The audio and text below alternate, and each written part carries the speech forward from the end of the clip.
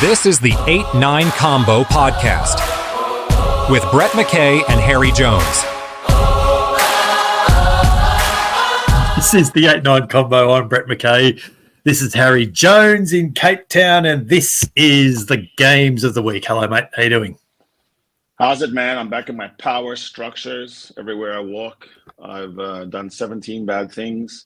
So, part of my life story is to move to different places. I can get away from the bad stories. But last night we had the blackmail bride party where I'm sort of wondering, why is every story include me? But it's been really good to be back and back home. Common denominator. And I would say the way, Cape Town vibes around a test match is so different from how Josie or Pretoria does. There's sort of this kind of like we're above it all. Like, we're not going to get too crazy yet. But I could tell today everything had amped up. Just this kind of palpable feeling around the southern suburbs where everyone's, very horsey, even like horsey in their faces a little bit sometimes. There's some fair amount of inbreeding in the Constantia area. Just cousins, guys. But no, it's become very interesting. It's become heated. This is a bitter rivalry week, my friend. Yeah. What is going on? The world's greatest rivalry, we're being told. It's wonderful to be back for week 4 of the Rugby Championship, and we are very, very pleased to be brought to you through the tournament by Chasing the Sun 2, a wonderful, wonderful 5-part all-access series documenting Springboks' journey to their memorable 2023 Rugby World Cup, and which is coming soon to RugbyPass TV worldwide. Just head to rugbypass.tv, sign up for free, and you can watch it wherever you are in the rugby world. We're here at the end of another week, mate, but make sure you do go back and find episode 30 of the 8-9 Combo Rugby Podcast with Marcelo Bosch, our Argentinian mate. It's fantastic always to get the Los Pumas perspective on the Rugby Championship this season. And it was really interesting, I thought, to hear him speaking in very, very similar terms about the Argentinian and the Australian squads at the moment. So it was really, really interesting to speak to Cello earlier in the week. Before we get into Games of the Week, mate, we didn't really get to do much of a debrief of Ellis Park in episode 30. A couple of days on now, what do you feel like we still need to sort of talk about and acknowledge, and where are you feeling now leading into another week? A rugby match, especially one that's momentous, you can see it so many different ways. It's almost like anyone can pick their theme and run with it. So, when I say what I'm about to say, I'm not discounting any other telling of it, but it seemed like a reversal inflection point kind of moment where you have one team that's struggling to finish matches and sometimes lacks a belief that it will do so. Another team that's almost always winning the final 20 and can almost manufacture a team sheet where we finish strong, start strong, middle strong. We can have, 45 minutes of nothingness and then sort of come back and win it in 20 minutes. And that's interesting because that was a flip of the script. The All Blacks were always the ones who did that thing to us, where and I say us, I mean Wallabies as well, where they would kind of just lie behind the rock and soak up pressure and be behind and then kind of gut our hearts out at the end. Somehow find a way to win, like the bastards they are. And so what's funny about that is All Black fans, and let's just put one thing to rest here, all fans everywhere, and particularly when you're in the top 4 or 5, so I'll include England in the top 5 there, are very whingy when they lose. It's just a matter of how many people they have. New Zealand does not have many people, okay, guys? Yeah. Let's all go back to mathematics and rates and per capita. It's like why we had struggles during COVID. Because people don't really, didn't pay attention to mathematics. And in maths, we would have to say, if you had 60 million Kiwis, they'd probably be pretty loud on Twitter, okay? Yes, yes. No one likes it. But the one thing that I found the most hilarious was, well, guys, we won 62 minutes. So when we dominated for 62 minutes, we're like, dude, we've been saying that for 2011, 2012, 2013. That was our little chorus. We beat you for 62 minutes, and then Bowden Barrett would do something ridiculous and lose, and we would lose. So I think that was Ellis Park. Ellis Park was either a changing of the guard, or in Cape Town we'll learn it was a blip. No, the All Blacks still have it. But it felt very much like the All Blacks were struggling to know how to close out a match, which makes no sense to you and I trauma sufferers. Yeah. Are you having through this run, and this run's been going on for a couple of years now, are you having pause to consider at some point that it has to end somewhere, sometime? Have you given pause to thought to think when that might come? Yeah, that's interesting. You know, like sports always has cycles. However, you look at the All Blacks as an example, and they were really good for 100 years. No, really, 15 years, yeah, exactly. And they're not terrible now, for the record.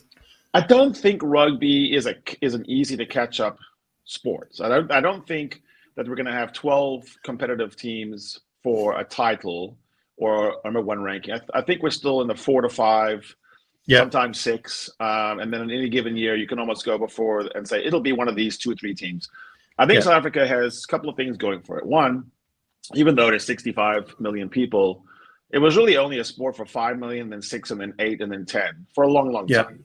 So in that sense, Australia is very similar. It's not like Ireland where you can max out the schools, because a lot of schools don't even have rugby in South Africa. So you have to find talent. That talent is being found now.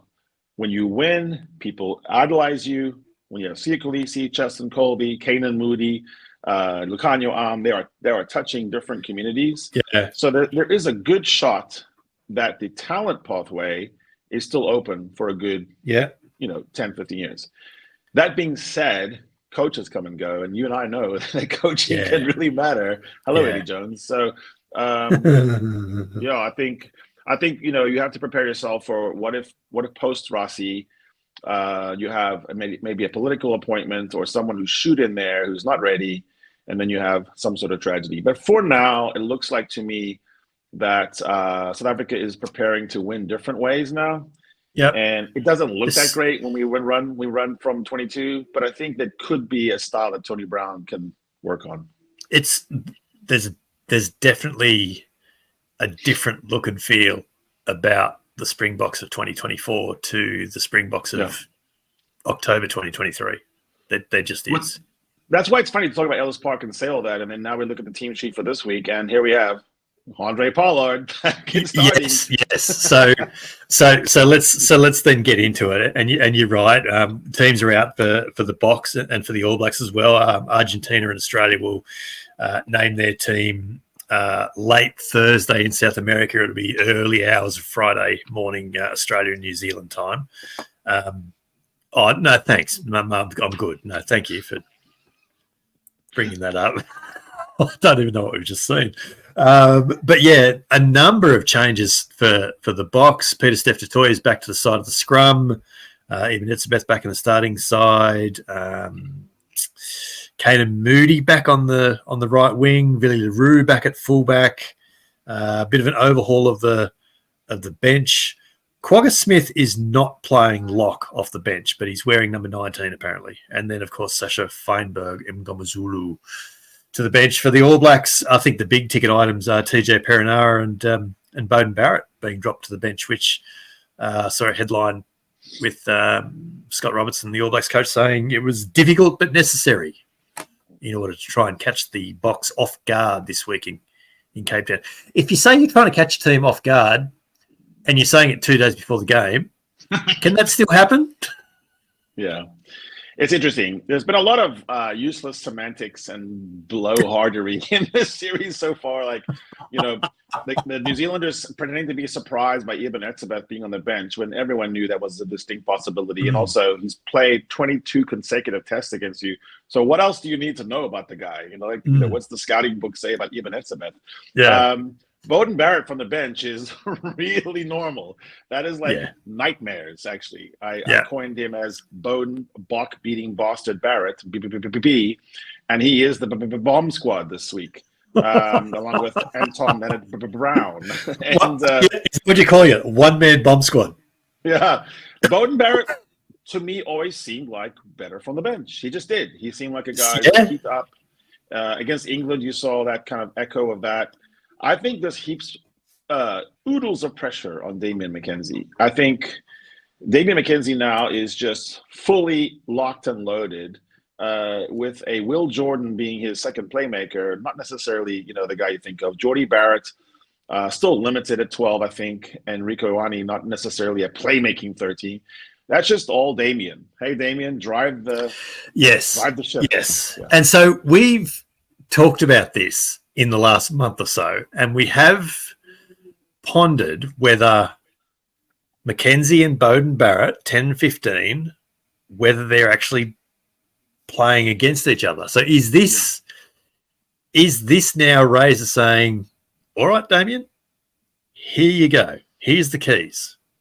Yeah, I don't think this is an experimental test for Razor. I would think Razor has a fair amount of pressure to win or come close. It cannot be a blowout. And so I don't think you could dismiss this as – I think on TJ Perenara you can say that that's a tactical choice, but I think on Damien McKenzie steering the ship, he wants to see what that looks like. And then he wants to see his Crusader boy, Will Jordan, come in and bring some sort of Christian Cullen energy from the back.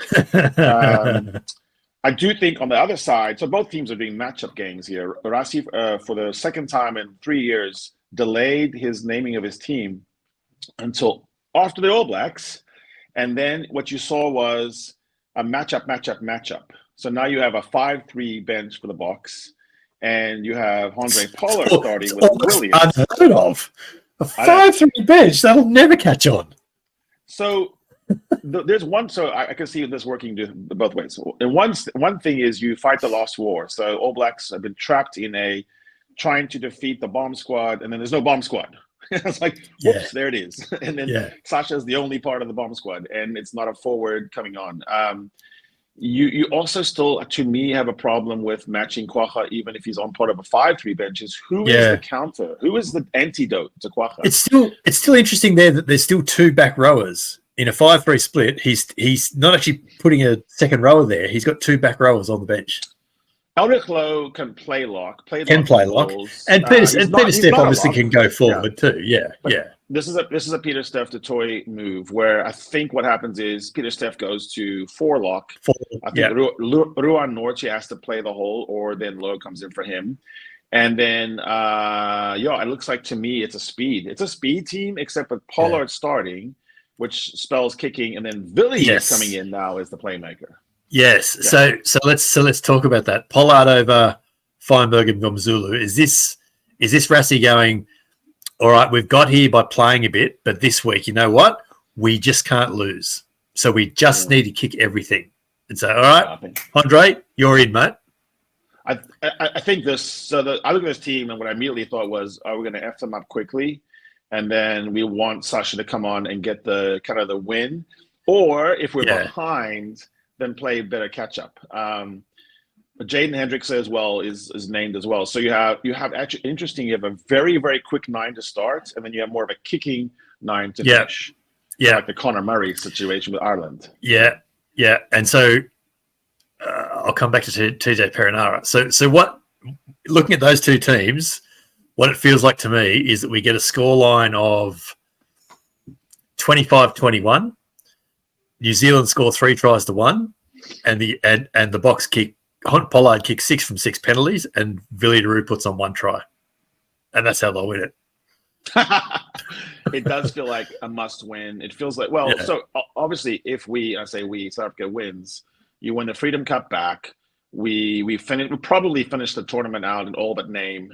Maybe even like actually win the tournament. Bonus point win, I think, puts you out unassailable. Yeah. And that would be so. The one thing that's really grated on South African fans and the South African rugby firmament is this idea of like clear separation between us and the All Blacks. And there hasn't been, because it's always been 1 point here, 1 card there, 1 ref's call there.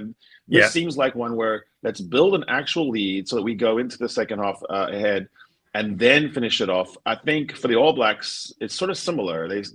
They're not convinced. I ran to the All Blacks up top of Table Mountain and talked to TJ Perenara. Yeah. All I'll say is, hang on a minute. Hang on a minute. We've got to pause on this. You can't just drop in there. I ran up to Table Mountain. I was talking to TJ Perenara. Come on, explain yourself here. We've seen the on social media. There were about 8 or 9 All Blacks going up. Caleb Clark was one of them. Tamaiti Williams. And TJ Perenara was the ringleader. Jason Ryan was the only coach that was up there that I saw. Right. And TJ Perenara is just a chatty guy. So, like, if you walk up to him and you say, you want to talk about the game, he will talk about the game. And then there's at some point where Jace Ryan will come over and literally stop the conversation. So in that little interval between those two things happening, what he said was that they feel like they could win a grind game, that they feel like the scrums are opportunity. So it's interesting that really does seem to strike at the core of South African identity is, do you think that Lomax and Williams could actually, get the upper hand? I think that's possible, right? Over Mount Herder and Inche. Yeah, so I think there's a proper scrum battle brewing. Look, this is a very interesting matchup game because everyone's changed. It feels like those NBA series where one team plays each other 7 or 1,000 times or whatever, and the coaches are making these little tiny tactical shifts. Yeah. And this feels like Razor doing his first interesting tactical shift. They're like the two leading Formula One teams trying to find the extra 100th of a second. Yes, exactly. So tell me, last question on this then. Did you ask TJ Perenara directly, or did you have to ask Jason Ryan if TJ can come on the pod? No. I'm going to guard my sources and methods for a little bit until we get to yes. Cool. All right, cool. We'll talk about that after we hit stop. Very good, very good. Look, it's going to be a really interesting game. I think there's an expectation of New Zealand bounce back, but there's also an expectation of South Africa almost needing to show they can go on with it. And so it shapes as a really, really interesting contest because of that. And so, that's going to be worth the very early alarm for me on Sunday morning. You are looking forward to it, no doubt. What's going to be the difference between Cape Town Stadium and the old Newlands, atmosphere-wise? It was much more intimate in Newlands. You were on top of the game. You could literally, if there was a little bit of a lull, you could shout something and the player would hear you, like audibly, easily. Cape Town is not like that, the DHL. However, it's a fortress. So Boks have won 3 or 4, including all the Lions games were played there. And so there's a brewing, it's much more gluten-free, like vegetarian, rad kind of fortress, but it could be a fortress. And lactose-free. Yeah, right. It will be interesting. It will be interesting. That's Cape Town, 5 o'clock local time. It's 1 a.m. in Australia, 3 a.m. in New Zealand for that one. So do not miss that. Of course, the other game of the weekend is the return leg between Argentina and Australia in Santa Fe, 4 p.m. local time, 5 a.m. in Australia. Breakfast rugby in New Zealand as well.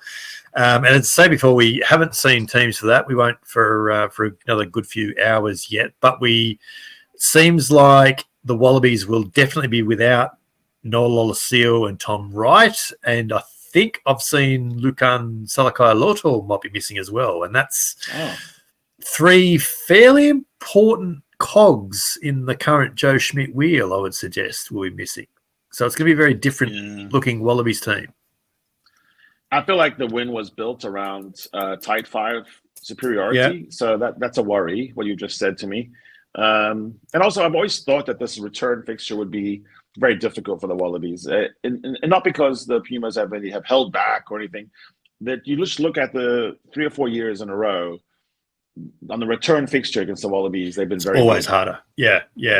So, we can only sort of speculate a little bit. I suppose that we might see, someone like Jeremy Williams maybe coming back in the starting team alongside Nick Frost. He's been pretty good so far.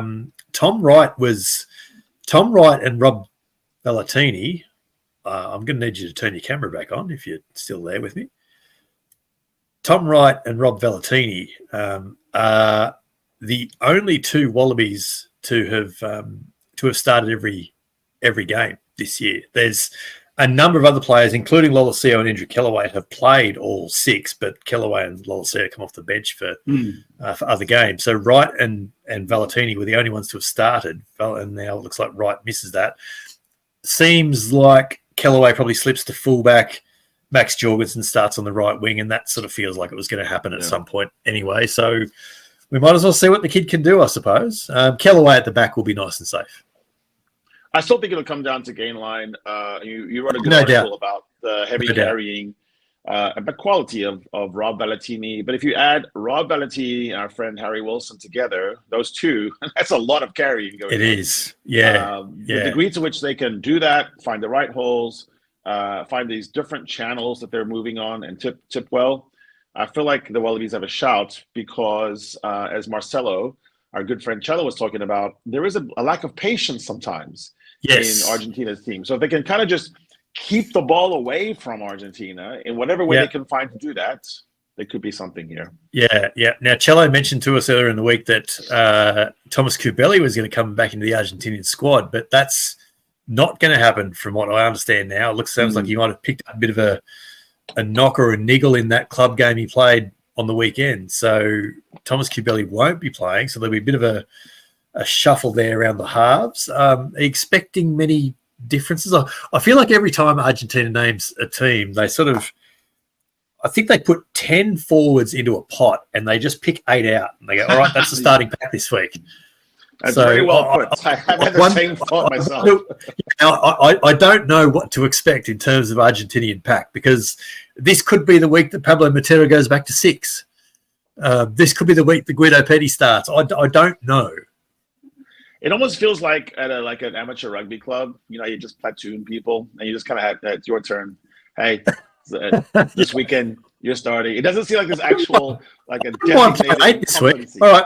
Yeah, you play 8. All right. Yeah. You've never packed at the back of a scrum before in your life, but sure, you play 8. Yeah. That's and I don't say that at all to downplay their effectiveness. Whatever they come up with, it's still going to be a very, very good Argentinian side. I have no doubt about that. But I've always found that they're a hard team to get a read on because there's so many moving pieces from one game to the next. The back line has true incumbency. Like, Chocobaris, Sinti, where he's healthy, where he's playing. But everyone else in the pack just seems to be the back five, particularly. The back five is just whoever wants to play somewhere. And Marcus Kremer blocked today. Yeah. Everyone take one step to the right. That's sort of what it feels like. Fun. What do you... And the only rivalry that's not that spicy right now is Argentina-Australia. There's no bad blood going back and forth. Everything on the other side. I mean, Springbok Wallabies getting terrible now. All Blacks. It's just all, But it could... allegations of everything. Yeah. Just don't even get me started. Even the New Zealand tours now, the Wallaby fans are saying, "Are you leaving us high and dry?" So it's just the Tri-Nations rivalry is very spicy right now. Yes, that's true. That's true. Argentina, Australia, I feel like could start becoming something like Australia Wales was for 10 years. It seemed like Wales and Australia would play every November, and it was always, no matter how either team were going, it would always be a really close game. And the Argentina Australia games have been like that for a few years now. Yeah, I don't know who I'd pick. I mean, literally at this point, I'd probably say Argentina by 3, something like that. Yeah. And only because they're at home. If they were playing in Brisbane, I would say the other way around. It'll be nice to see a dry game. Neither team have been playing, or both teams have been playing in wet weather for the last couple of games exclusively, so it will be nice to see a dry game, and we'll see how it all plays out on Sunday morning in Australia. And we do love breakfast rugby, albeit very easy. Second round of the Pacific Nations Cup is this weekend as well. It starts on Friday with Tonga hosting Fiji in Nuku'alofa. It's 4:00 local time. Japan hosts the USA on Saturday night at 8:05 local time as well. So that's carrying on. The NPC this weekend, there's a couple of interesting games there. Auckland North Harbour is always a bit special, as is Otago Canterbury will be a bit curious as well. Taranaki Waikato, there's lots of good derby games this weekend in the NPC. In the Curry Cup, you just block your ears for a minute. Thank you. Can Province beat the Griquas? We'll find out. I'm not sure they can. The Lions hosting the Griffins. Sharks Bulls will be interesting there as well. But there it is, full time on another Rugby Championship edition of Games of the Week. Our service to rugby fulfilled for another week, mate. Thank you. Well done. Oh, man. Cannot wait. Well done. I'm sure you're looking forward to it. It will be good fun. And look, tell us what you think at the 8-9 combo on all the socials, or leave your thoughts in the comments section right here on the 8-9 YouTube channel, or you can tell Harry and I on the socials in our usual places. As mentioned at the top, go and find our chat with Marcelo Bosch from earlier in the week for episode 30. It was a really, really good chat to kick the rugby week off. And please do like, follow, subscribe on your pod platform of choice and on YouTube as well. And make sure you get every episode as soon as it drops, which includes another test match post-mortem following the Argentina-Australia game this week in Santa Fe. And we'll cover off New Zealand and South Africa in Cape Town as well. Don't forget as well to head to RugbyPass TV, where you can see the 2019 series of Chasing the Sun, the documentary series celebrating South Africa's 2019 Rugby World Cup title win, and with the 2023 series Chasing the Sun 2 coming very soon. Sign up for free and watch it wherever you are in the rugby world. This is Games of the Week from the 8-9 combo, the short side set piece combination you didn't realise you needed, coming from the podcast double act you already had. I'm Brett McKay, he's Harry Jones, and we'll be back in your ears on Sunday morning, Australian New Zealand time, with another Rugby Championship edition of the Test Match Post-Mortem. Come play with us. This is the 8-9 Combo Podcast with Brett McKay and Harry Jones.